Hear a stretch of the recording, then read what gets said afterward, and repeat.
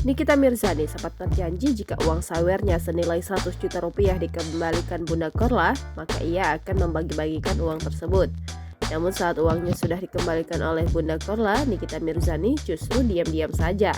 Padahal Niki sudah berjanji untuk membagikan uang tersebut jika sudah dikembalikan. 2 hari setelah dia ngoceh, uangnya udah transfer ke rekening dia. Bunda sengaja nggak mau ngasih tahu ke kalian semua. Sontak saja pernyataan Bunda Korla itu langsung ditagih oleh netizen penyayi. Netizen ingin membuktikan ucapan Nikita Mirzani apakah dirinya benar-benar akan membagikan uang tersebut. Hingga postingan terakhir Instagram Nikita Mirzani banjir hujatan yang menagih janjinya untuk membagikan uang tersebut. Hujatan serta hinaan pun diterima Nikita Mirzani di akun Instagram pribadinya. Ia dianggap diam-diam saja saat uangnya sudah dikembalikan Bunda Korla. Namun sayangnya, Bunda Korla tak mau mengatakan hal tersebut saat ia mengembalikan uang ke Nyai.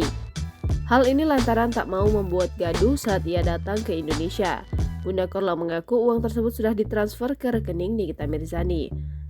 Menurut Bunda Korla, dirinya sengaja tidak memberitahu ke pengikutnya. 2 hari setelah Nikita Mirzani teriak-teriak, Bunda Korla langsung mengirimkan uang saweran senilai 100 juta rupiah janda 3 anak itu.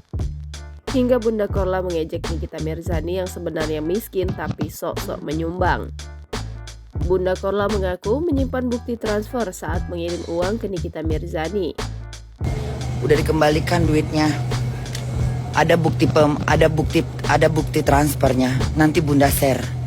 Nanti aku upload. Bunda sengaja nggak mau ambil pusing ketika di Indonesia, ya. Aku datang dengan hormat, aku pulang dengan hormat. Aku nggak mau buat rusuh negaraku.